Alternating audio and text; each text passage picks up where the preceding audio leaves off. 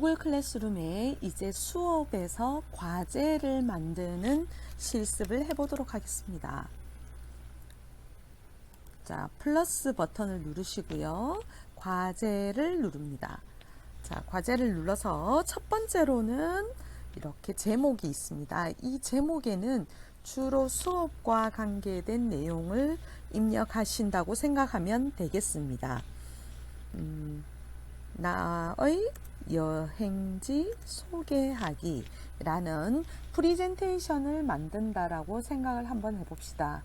나의 여행지 소개하기, 그리고 간단하게 학생들에게 여행지 소개 프리젠테이션 만들기 활동 이렇게 적어 보겠습니다. 자, 그럼 교사는 나의 여행지 소개하기라는 걸 가지고 자, 프리젠테이션 만들기 활동을 한다라는 가정하에 작성을 해보도록 하겠습니다. 그럼 우리가 일반적으로 어떤 과제를 한다라고 생각하면 제가 프리젠테이션 만들기라고 했기 때문에 우선 과제를 만드는 파일을 하나 만드는 것이 중요합니다. 그럼 여기 아래쪽에 보시면 추가 버튼과 만들기 버튼이 있는데요. 추가 버튼은 지금 보다시피 이렇게 익숙한 메뉴들이 보입니다. 구글 드라이브, 링크, 파일 이런 메뉴가 보이고요. 자, 만들기를 누르면 바로 즉석에서 만들 수 있는데요. 여기 보면 내가 어떤 과제를 문서로 만들겠느냐, 프리젠테이션으로 만들겠느냐, 또는 엑셀 파일, 드로잉은 그림을 그리는 거고요. 그다음 설문지로 만들겠느냐 라는 메뉴가 보입니다. 자, 우리가 프리젠테이션으로 만든다라고 가정을 하고 자, 과제를 만들어 보겠습니다.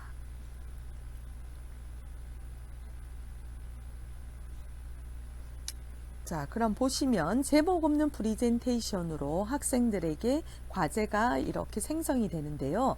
자, 이 과제를 이 상태에서 그냥 그대로 놔두면 제목 없는 프리젠테이션으로 과제가 만들어지겠죠. 그러면 우리가 이거를 누르고 제목 없는 프리젠테이션보다는 이 제목을 바꾸는 게 맞겠습니다. 그럼 나의 여행지 소개하기 라고 하고 학생들이 만들 프리젠테이션을 이렇게 놔두면 되겠습니다. 간단하게 제목 정도만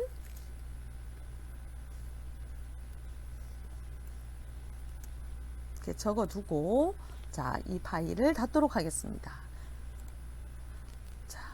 그리고 방금 나는 제목 여기 나의 여행지 소개하기를 했고 이제 가장 중요한 과제에 대한 메뉴 설정이 되겠습니다. 이 부분이 우리가 구글 클래스룸에서 굉장히 중요하게 생각을 하고 있는 부분인데요. 자, 첫 번째로 학생들에게 파일 권한 보기에 대한 설명입니다. 보기 권한이라는 것은 우리가 이 파일은 학생들이 볼 수만 있는 권한이 되겠습니다. 그럼 파일 보기 권한만 설정을 할 때는 예를 들면 이런 경우가 있겠죠. 교사의 PDF 파일을 보여주고 수행평가 안내물에 대한 자세한 안내가 있다면 학생들이 보기 권한만 있으면 되겠죠. 또 프리젠테이션 예시 파일이 있으면 다음 이 예제를 보고 너네가 프리젠테이션을 만들어라 라고 한다면 교사의 예시 파일은 보기 권한을 주면 되겠죠. 이런 식으로 때에 따라서 우리가 과제에서 보기 권한을 쓸 수도 있겠습니다. 그리고 두 번째에 나오는 학생들에게 파일 수정 권한입니다. 이 부분이 구글 프리젠테이션의 가장 좋은 장점이 되겠는데요. 저 같은 경우 수업 시간에 되게 이 부분을 많이 씁니다. 학생들에게 수정 권한을 준다면 이 파일을 학생들에게 모두 다 수정할 수 있는 권한이 생기게 됩니다. 그럼 이때 학생들에게 파일 수정 권한을 줄 때에는 자, 요 오른쪽을 먼저 설명을 해 드릴게요. 이쪽에 보면 전체 학생이라는 것이 있죠. 그죠?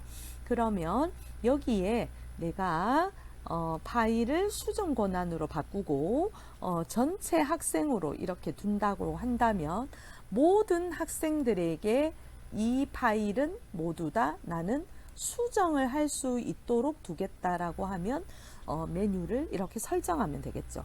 그런데 나는 전체 학생이 아니라 1, 2, 3, 4번 이 학생들한테만 수정 권한을 주고 싶다 라고 한다면 특히 모둠 활동이 되겠죠. 그죠? 모둠 활동을 할 때는 이런 식으로 이 학생들에게 수정 권한을 줄 수도 있습니다. 그래서 구글 클래스룸의 가장 멋진 메뉴의 이라고 할 수 있습니다.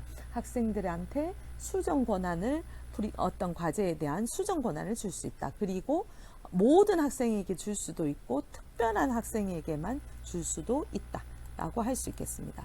그리고 우리가 이 학생 권한 중에서 또 가장 세 번째로 멋진 권한이 학생들에게 사본 제공이 되겠습니다.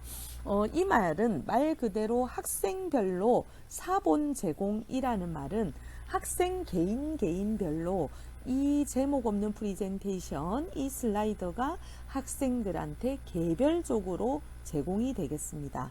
그러면 이때 제공이 될 때는 어떻게 제공이 되느냐면 만약에 사본 제공으로 했을 경우에 여기에 나오는 학생 이름별로 교사 01 4번, 교사 02 4번, 교사 03 4번으로 해서 학생들의 인원수만큼 그리고 학생들의 계정 이름대로 사본이 제공되기 때문에 교사 입장에서는 굉장히 편리하겠습니다. 자, 지금은 파일 수정 권한으로 하고 제가 사본 제공은 잠시 후에 한 번 더 연습을 하도록 하겠습니다. 자, 그러면 학생들에게 이 나의 여행지 소개하기라는 프레젠테이션을 모두 다 수정할 수 있도록 수정 권한을 주었습니다. 이 메뉴는 선생님들이 구글 클래스룸을 사용하실 때 굉장히 많이 쓰시는 메뉴가 되겠습니다. 자, 이번에는 오른쪽에 있는 메뉴를 살펴보도록 하겠습니다. 자, 여기 보시면 대상이 있고요. 자, 대상은 저는 이 구글 클래스룸 체험방에서 하지만 여기 보시면 내가 만든 방을 이렇게 중복 선택도 가능합니다. 그래서 우리가 한 번에 어떤 것들을 과제를 설정할 때 이 메뉴를 사용한다면 좀 더 편리하겠죠. 그죠? 자, 그리고 아까 설명했던 대로 전체 학생에게 하겠느냐 또는 몇 명의 학생들한테 하겠느냐 이거에 따라서도 과제의 설계가 달라지겠죠. 그래서 여기에 나와 있는 이 두 메뉴는 구글 클래스룸에 굉장히 활용도가 높은 메뉴가 되겠습니다. 그리고 현재는 성적 카테고리가 없다라고 되어 있는데요. 아래쪽에 보시면 협업, 과제라는 메뉴가 저한테는 보이는데요. 이 메뉴는 구글 클래스룸의 제일 앞쪽에 요 설정 메뉴에 가시면 성적 카테고리를 나는 무엇으로 줄 거냐라는 그 성적 카테고리 메뉴가 있습니다. 이거에 따라서 이 설정 메뉴에 어떻게 설정했느냐에 따라서 이 과제를 이 성적 카테고리가 뜨는데요. 이 메뉴는 주로 자주 쓰시는 선생님도 있고 안 쓰시는 경우도 있고 좀 특별한 경우에 쓰는 경우가 있습니다. 그리고 점수는 내가 이것을 점수를 몇 점 만점으로 하겠느냐 이렇게 점수를 책정할 수도 있습니다. 그리고 지금 현재는 기한 없음으로 되어 있는데 기한을 선생님들이 책정을 하셔서 원하시는 날짜에 구글 클래스룸의 과제 기한을 이렇게 책정할 수도 있습니다. 이렇게 하게 되면 학생들이 제출이라는 버튼을 누르게 되는데요. 이 날짜까지 과제를 받을 수도 있습니다. 자, 그 다음 주제인데요. 주제는 아까 1탄에서 제가 설명했듯이 이렇게 주제를 만들 수가 있는데요. 구글 클래스룸 체험이라는 주제로 한번 해보도록 하겠습니다. 자, 여기를 보시면 클래스룸 체험이라는 메뉴가 있을 겁니다. 그래서 이렇게 주제를 가지고 하도록 하겠습니다. 자, 가장 아래쪽에 있는 부분이 수행평가 선생님들이 루블릭을 설정할 수 있는 것이라고 생각하면 되겠습니다. 그래서 여기 보시면 기준표를 플러스를 딱 누르시면 기준표 만들기, 기준표 다시 사용하기, 스프레드시트 가져오기라는 메뉴가 있습니다. 그래서 여기에 나와 있는 메뉴는 실제로 내가 이 프레젠테이션 만들기 활동에서 수행평가에 어떤 기준으로 점수를 줄 것이냐를 선생님들이 직접 만들 수가 있습니다. 자, 기준표 만들기를 눌러서 예를 들면 나는 발표를 가지고 아이들한테 점수를 주겠다. 그리고 이 발표를 전체 100점 만점 중에서 예를 들어 제가 20점은 발표 점수를 주겠다. 그리고 등급은 A로 주겠다. 그 다음 15점은 B 등급으로 주겠다. 10점은 C 등급으로 주겠다. 라고 선생님들이 만들 수가 있겠죠. 그죠? 그래서 첫 번째는 발표 점수가 되겠고요. 자, 두 번째는 내가 이번에는 아이들의 프리젠테이션 내용을 보고 점수를 주겠다. 자, 그러면 내용에서 20점은 역시 A 등급은 내가 20점을 주겠다. 그리고 15점은 B 등급, 10점은 C 등급으로 주겠다. 이런 식으로 점수를 줄 수 있겠죠. 자, 그럼 제가 아까 처음에 총 40점 만점으로 설계를 했고요. 자, 다시 보시면 여기 보시면 발표 점수는 총 20점 만점으로 설계가 되어 있는 것이 보입니다. 자, 여기 보이시죠? 발표를 20점으로 설계가 되어 있고요. 아래쪽에 보시면 내용도 역시 이렇게 내용 점수는 20점으로 총 40점으로 설계가 되어 있는 것이 보입니다. 자, 다 되셨으면 저장을 눌러줍니다. 자, 그래서 지금 보시다시피 이렇게 기준표가 작성이 된 것이 보입니다. 이렇게 40점 만점으로요. 그리고 위에 보시면 제가 점수도 40점으로 설계한 것이 보이실 겁니다. 그래서 이런 식으로 수행평가 점수를 설계도 할 수 있습니다. 자, 그리고 그럼 이렇게 기준표까지 만들어졌다면 과제 만들기를 눌러주시면 이 과제가 등록이 되겠습니다. 근데 누르기 전에 이 메뉴를 보시면 과제를 바로 즉석에서 만들 때는 과제 만들기, 임시 저장도 할 수 있고요. 자, 예약 버튼을 누르면 이렇게 원하는 날짜에 예약도 가능합니다. 우리가 클래스룸을 가지고 원격 수업을 한다면 이런 예약 버튼도 굉장히 선생님들이 많이 쓰시게 됩니다. 그래서 우리가 예약을 걸거나 또는 즉석에서 과제 만들기를 할 수 있습니다. 이 삼각형을 누르시면 되고요. 자, 저는 그냥 바로 과제 만들기를 해보도록 하겠습니다.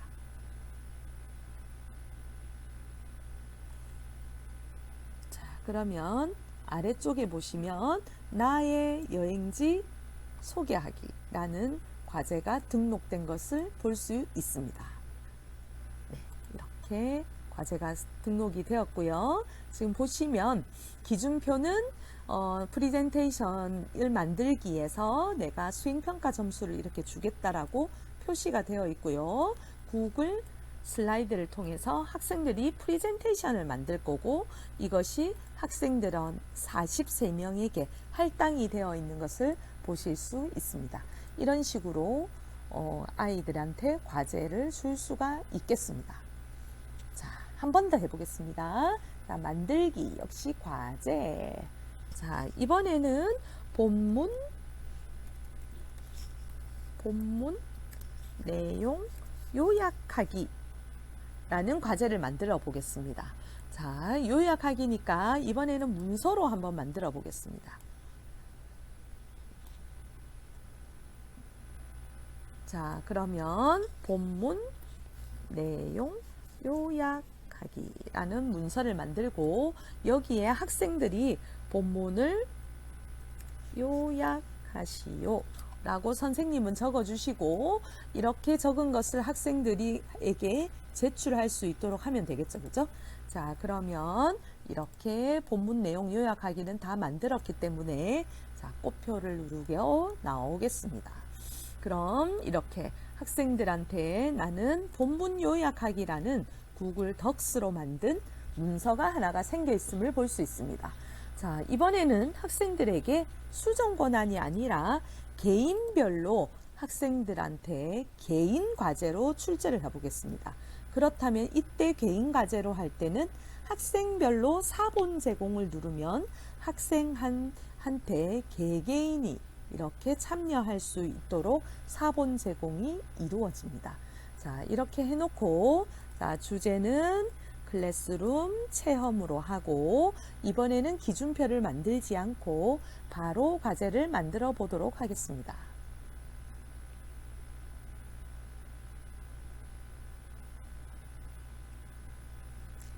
자, 그럼 보시다시피 화면에 나의 여행지 소개하기와 이번에는 본문 내용 요약하기라는 과제가 생긴 것을 알 수 있습니다. 자, 그럼 이 상태에서 제가 과제 보기를 한번 눌러 보겠습니다. 자, 요거는 제가 학생들한테 하나하나 사본 제공을 주었기 때문에 이렇게 화면에 보다시피 학생들한테 하나하나 과제가 이렇게 생성된 것을 볼 수 있습니다. 모든 학생들한테 이렇게 과제가 되어 있고요. 자, 이것을 제가 탁 눌러 본다면, 자, 이렇게 학생들이 한테 한 명 한 명 이렇게 간 것을 볼 수 있습니다. 다시 말하면 교사 7번이라는 학생에게 본문을 요약하시오라는 과제가 준 것이 보입니다. 그리고 교사는 이 학생들한테 현장에서 바로 성적도 입력할 수 있고요. 비공개 댓글을 이용해서 학생들한테 과제를 열심히 참여해 주세요 라는 댓글도 참여할 수 있고요. 그 다음에 학생들한테 자료에 대한 피드백을 줄 수도 있습니다. 그리고 학생에 따라서 학생을 여기 보시면 지금은 과제를 출제를 했기 때문에 할당됨이라고 나오지만 나중에 학생들이 과제를 제출하고 나면 이 메뉴가 제출됨으로 바뀌게 될 겁니다. 그리고 교사가 요것을 보고 열심히 했군요 라고 게시를 할 수도 있고요. 그리고 만약에 그것이 마음에 들지 않는다면 돌려주기 버튼도 활성화가 됩니다. 자, 이렇게 해서 학생들한테 과제 내용을 볼 수가 있습니다. 자, 다시 한 번 더 볼게요. 자, 다시 한 번 더 이 부분을 조금 어려우니까 한 번 더 설명하면요. 나의 여행지 소개하기는 내가 모든 학생이 한 번에 들어가서 다 같이 수정할 수 있도록 과제를 올려놓은 것이 보입니다. 자, 그래서 이 메뉴는 하나하나가 아니라 모든 학생이 한 번에 들어가서 이렇게 과제를 수정하도록 되어 있기 때문에 이렇게 뜨고요. 자, 그 다음 본문 내용 요약하기는 제가 사본 제공을 했죠. 한 명 학생에게 하나하나 일일이 다 이 과제를 던져줬습니다. 그래서 과제 보기를 누르시면 이렇게 학생들에게 하나하나 파일이 첨부된 것을 볼 수 있습니다. 그럼 교사는 한 명 들어가서 학생들의 과제를 볼 수가 있겠죠. 그죠? 그래서 제가 지금 설명한 부분은 사본 제공을 한 것과 다시 한번 볼게요. 이렇게 사본 제공을 한 거와 그리고 보시면 이렇게 수정 권한을 해서 준 거에 대한 차이점에 대해서 선생님들께 설명을 드렸습니다. 그래서 우리가 주로 구글 클래스룸에서는 과제를 학생들한테 낸다라고 하는데요. 이 과제는 학생들이 모두 한 번에 수정할 수 있는 수정 메뉴로 주는 과제와 학생들한테 사본으로 일일이 개인별로 줄 수 있는 과제로 이렇게 나눌 수가 있습니다. 이 두 메뉴를 굉장히 선생님들께서 많이 사용해야 할 것이라고 생각합니다. 자, 구글 클래스룸 2탄은 여기까지 하겠습니다.